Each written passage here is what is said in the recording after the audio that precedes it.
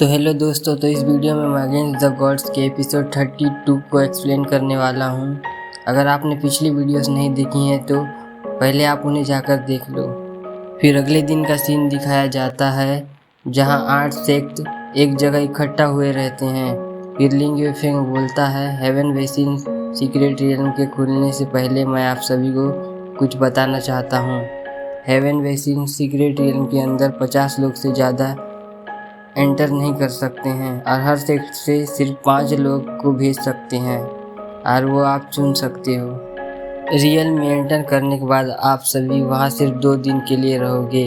48 घंटे पूरे होते ही आपको यहाँ टेलीपोर्ट कर दिया जाएगा, क्योंकि वहाँ रहने का एक ही मतलब है, अपनी जान गंवाना। और ऐसा मत सोचना कि हेवन वेसिन रियल में सिर्फ अनोखी चीज़ें होती हैं, उसके साथ वहाँ बहुत खतरा भी होता है। और अगर आप लालच में आकर अपनी सेफ्टी पे ध्यान नहीं देंगे तो आप अपनी जान भी गंवा सकते हो। हेवन वेसिन रियल्म बहुत बड़ा है, जिसको कोई भी इसके आखिरी हिस्से तक नहीं देख पाया है और ये रियल्म हमेशा बदलता रहता है। और अगर आप पहले भी इस रियल्म में जा चुके हैं तो भी शायद इस बार पूरी दूसरी दुनिया देखोगे। आप अकेले या ग्रुप में घूमना चाहते हो तो घूम सकते हो, ये सब आप पे निर्भर करता है। लेकिन रियल्म के अंदर आप साउंड ट्रांसमिशन से बात नहीं कर पाएंगे।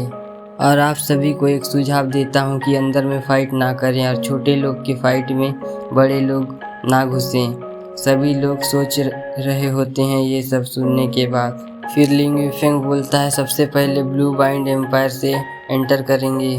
तो ब्लू बाइंड एम्पायर से सिर्फ क्वीन वुशेंग आगे आता है। शायद युनवा का लेवल बहुत कम होता है, इसलिए वो आगे नहीं आता है।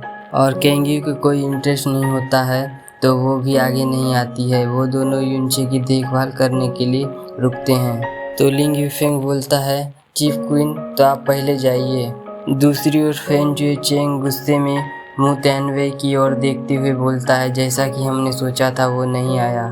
तो फेंग जुलेबी साइड से बोलता है, कोई बात नहीं, जब मैं यहाँ से बाहर जाऊँगा तब मैं उसको कहीं भी मार सकता हूँ। तो फेन जुएचेंग बोलता है, हेवन वेसिन रियल्म के अंदर किसी को मारने से भी किसी को कुछ पता नहीं चलता और आगे जाके कोई परेशानी भी नहीं होती।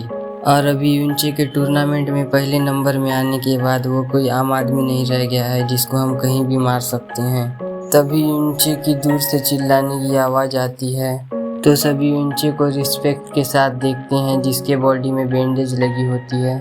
फिर क्वीन वुशेंग घबरा के युनचेन की ओर देखता है तो युनचे बोलता है, चीफ आप मेरी चिंता मत करो, मेरी इंजरी 60 से 70% तक रिकवर हो गई है।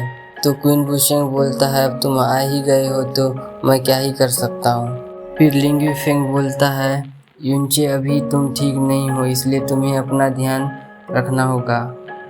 तो युनचे बोलता है, थैंक यू बिला मास्टर चेतावनी के लिए। साइड से लिंग युन और लिंग जे इशारा करते हैं कि वो दोनों युनचे को प्रोटेक्ट करेंगे। फिर युनचे युचेन की ओर देखता है, जो कि युनचेन के देखते ही अपना मुंह दूसरी ओर मोड़ लेती है। फिर युनचे और क्वीन वुशेंग रियल में एंटर करते हैं। उनके रियल में एंटर करने के बाद फेंग जुएचिंग हंसते हुए बोलता है, हेवन ने तुम्हें बचने का एक रास्ता दिया था, लेकिन तुम उसकी वजह हेल से गुजरना चाहते हो। फिर युनचे का सीन दिखाया जाता है जहां वो रियल्म के अंदर आ चुका होता है और युनचे ठंड से कांपते हुए बोलता है, तो ये है हेवन वेसिन सीक्रेट रियल्म। फिर युनचे क्वीन वुशेंग की ओर देखता है, वो भी शौक में होता है ये सब देखकर। फिर एक एक करके सभी रियल में एंटर करते हैं। तो साइड से लिंग यूफेंग बोलता है, लगता है ये सबसे खराब और ख़तरनाक मौसम है हमारे लिए, लेकिन शायद ये मौसम हमारे दोस्त फ्रोजन क्लाउड एक्सगार्ड को फ़ायदा पहुंचाएगा। लिंग यूफेंग के बोलने का कोई फ़ायदा नहीं होता है। यूचेन और चू येली उसके साइड ध्यान नहीं देते हैं। फिर चू येली बोलती है, वुशवांग और खुएशिन तुम दोनों को एक साथ घूमना चाहिए और क्योंकि तुम्हें अकेले घूमना चाहिए। ये सब तुम्हारी एबिलिटी पे डिपेंड करेगा कि तुम यहाँ क्या ले सकती हो। फिर चू येली भी वहाँ से यूचेन की तरफ चली जाती है। दूसरी ओर लिंग यूफेंग यूचेन की डायरेक्शन की ओर देखता है और फिर बोलता है, चलो हमें भी अब जाना चाहिए। यंगर जनरेशन जहाँ जाना चाहते हैं वहाँ जा सकते हैं, लेकिन अब से तुम्हें खुद पर डिपेंड रहना होगा। फिर लिंग युफेंग वहाँ से चला जाता है और बाकी सभी सेक्ट्स के लोग भी अलग अलग डायरेक्शन में चले जाते हैं। फिर लिंग जयूचेन से बोलता है, बॉस चलो हम एक ग्रुप बनाते हैं। भले ही इस जगह मैं पहली बार आया हूँ, लेकिन मेरे फादर ने मुझे इस जगह के बारे में बहुत कुछ बताया है, जिससे यहाँ घूमना थोड़ा आसान होगा और मैं तुम्हें मुसीबत में नहीं डालूँगा। युनचे ये सब सुनकर समझ जाता है कि लिंग जी उसको प्रोटेक्ट करना चाहता है, लेकिन युनचे मना करते हुए बोलता है, ये सब ट्रेनिंग है और हमें अकेले घूमकर इसका एक्सपीरियंस लेना चाहिए। ये बेहतर रहेगा, खास करके तुम्हें लिटिल जय। भले ही तुम्हारा टैलेंट और स्वॉर्ड इंटेंट फर्स्ट क्लास का है, लेकिन तुम हमेशा बिला में ही रहे हो, और क्या तुम सबसे ज़्यादा मिस कर रहे हो वो अकेले में ट्रेनिंग करना और ख़तरनाक सिचुएशन से गुजरना। और अगर तुम मेरे साथ रहोगे तो इससे सिर्फ तुम्हारा ट्रेनिंग बेकार हो जाएगा। लिंग जय कुछ बोलना चाहता था, लेकिन युनचे उसको बोलता है, तुम खुद से मेरे छोटे भाई बनने के लिए मान गए थे और अभी मेरे पहले डिसीजन को मना करना चाहते हो। लिंग जय थोड़े देर कंफ्यूज होके सोचता है, फिर बोलता है, ठीक है बॉस, जैसा तुम बोलो, लेकिन तुम्हें अपना ध्यान रखना चाहिए। मेरे फादर सच में तुम सभी को डराना नहीं चाहते थे। तो युनचे बोलता है, तुम मेरी चिंता मत करो, मैं इतनी आसानी से नहीं मरूंगा, और मैंने ड्रैगन स्कल आर्मर भी पहन रखा है, जिसको कि युनचे ने टूर्नामेंट में जीता था।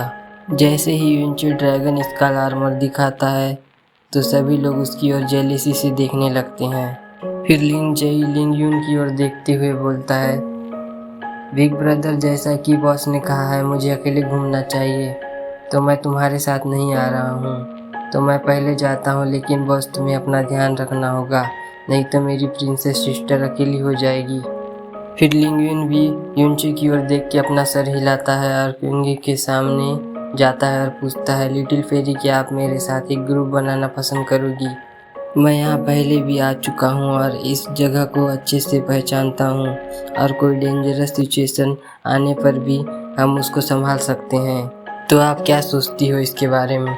थोड़े दूर से फेंग जुएचेंग और शा क्वानग्यू ये सब सुनकर अजीब फेस बना रहे होते हैं, क्योंकि जब 3 साल पहले ये सब यहाँ आए होते हैं तब लिंग यून जल्दी से वहाँ से चले जाता है और इनको कोई चांस भी नहीं देता है बात करने का।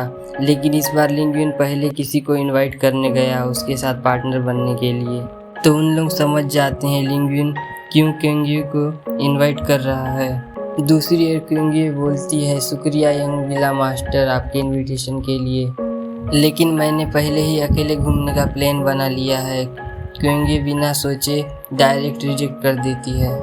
लिंग यून ने इससे पहले 4-5 लोगों से ज़्यादा किसी को इनवाइट नहीं किया होता है, लेकिन ये पहली बार होता है जब उसको डायरेक्ट रिजेक्शन का सामना करना पड़ा होता है। फिर लिंग यून बोलता है, ठीक है, जैसा आपको ठीक लगे, लेकिन अपना ख्याल रखें पेरिशा। लिंग यून के रिजेक्टेड होने के बाद शा क्वानग्यू, जो कि क्वांगे को इनवाइट करना चाहता था, वो भी अपने दांत चबाते हुए रह जाता है, और बाकी सब भी क्वांगे को इनवाइट करने की हिम्मत नहीं करते हैं, क्योंकि क्वांगे क्या स्ट्रेंथ ही उनसे बहुत ज़्यादा है, इसलिए उन लोग सोचते हैं कि वो लोग उसके साथ घूमने के लायक नहीं है। फिर युनचे का सीन दिखाया जाता है जो कि अकेले घूम रहा होता है। दूसरी ओर वुशुआंग और शुएखिन क्वांगी को अपना ध्यान रखने के लिए बोल के चले जाते हैं। उनके जाने के बाद क्वांगी युनचे जिस डायरेक्शन में गया हुआ होता है उधर देखती है और फिर नॉर्थ की ओर जाती है। फिर युनचे का सीन दिखाया जाता है जहां वो ठंड से कांपते हुए बोल रहा होता है और उसको सिर्फ एक बर्फ का बड़ा पहाड़ दिख रहा होता है और खुद से बोल रहा होता है, इस जगह में तो सिर्फ बर्फ ही बर्फ है, और यहाँ कोई हेवनली आइटम होगी भी तो बर्फ के नीचे दब गई होगी। तो जैस्मिन खुद से बोलती है, दुनिया बहुत ही अजीब दुनिया है, लेकिन ये दुनिया ह्यूमंस ने बनाई है। यहाँ पे कुछ हेवन ग्रेड का आइटम होना अजीब नहीं है, लेकिन क्या अजीब है, इस छोटी सी दुनिया में ऐसी जगह नहीं होनी चाहिए, क्योंकि ये सब इस दुनिया के स्ट्रेंथ से बन ही नहीं सकता है। तो युनचे बिना कुछ सोचे बोलता है, ये जगह बिल्कुल किसी ताकतवर एक्सपर्ट ने पहले बना के छोड़ दिया होगा। फिर पूछता है, जैस्मिन, मेरा अभी कितने लोग पीछा कर रहे हैं? तो जैस्मिन बोलती है 4 लोग अभी तुम्हारा पीछा कर रहे हैं। यूनचे सोचता है ये नंबर थोड़ा ज़्यादा है मेरे सोच से। फिर जैस्मिन बोलती है तुम्हारे पास कभी तुम्हें मारने वालों की कमी नहीं होती है, तुम जानती हो ऐसा क्यों है? तो यूनचे मुस्कुराते हुए बोलता है नहीं, इन लोग मेरे एनिमी नहीं है, लेकिन कुछ बेवकूफ़ है जो मरना चाहते हैं। तो जैस्मिन बोलती है बिल्कुल, 4 में से 3 लोग यहाँ तुम्हें मारने आए हैं, लेकिन चौथा शायद यहाँ तुम्हें बचाने आया है। तो यूनचे पूछता है मुझे बचाने आया है, कौन है वो? तो जैस्मिन बोलती है अभी थोड़े देर में तुम जान जाओगे।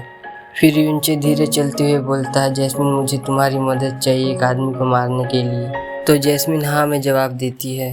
तो यूनचे सोच में पड़ जाता है क्योंकि इस बार जैस्मिन बहुत जल्दी मान गई होती है उसके पावर को यूज़ करने के लिए, क्योंकि जैस्मिन जब भी अपनी पावर को यूज़ करती है तो खतरनाक पॉइजन उसके बॉडी में फैलता रहता है।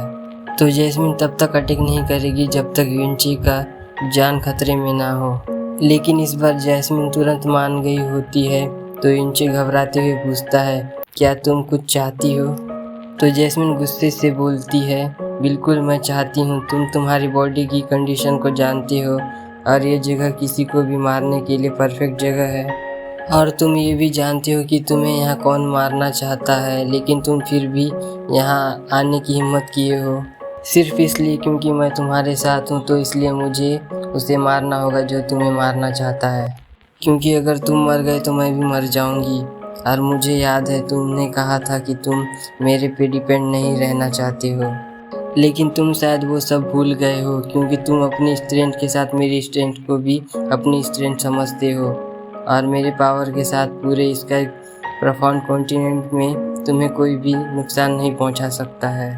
और ये जो छुपा हुआ डिपेंडेंसी है ना तुम्हारा मेरे ऊपर, ये तुम्हारे ग्रोथ को कम कर देगा।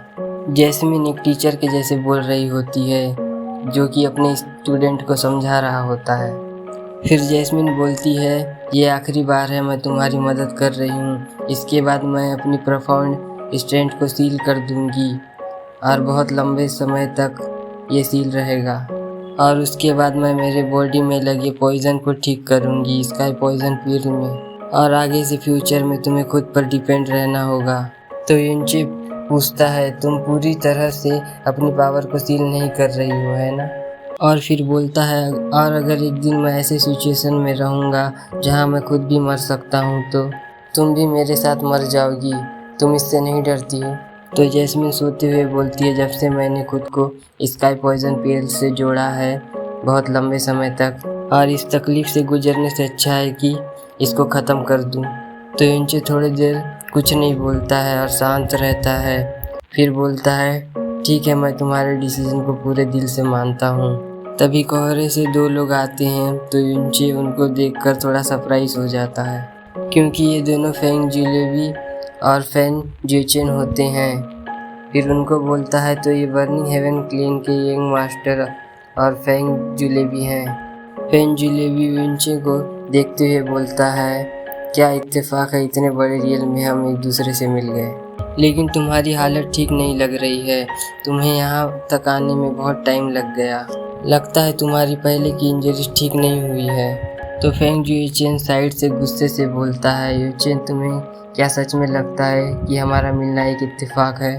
तो यूनचे बोलता है तो ऐसा नहीं है, तुम मेरे साथ यहाँ घूमने आए हो क्योंकि यहाँ बहुत सारा खतरा है, तो मुझे कोई प्रॉब्लम नहीं है तुम्हारे साथ घूमने में। तो फेंग यूचेन और ज़्यादा गुस्से से मुस्कुराते हुए बोलता है नहीं इसकी कोई ज़रूरत नहीं है क्योंकि हम यहाँ तुम्हें कहीं भेजने आए हैं। तो यूनचे सोचने की एक्टिंग करते हुए पूछता है तुम मुझे यहाँ कहीं भेजने आए हो, कहाँ? फिर फेंग यूचेन हंसते हुए शर्ट को यूनचे की ओर पॉइंट करता है और चिल्लाता है द येलो स्प्रिंग रॉड।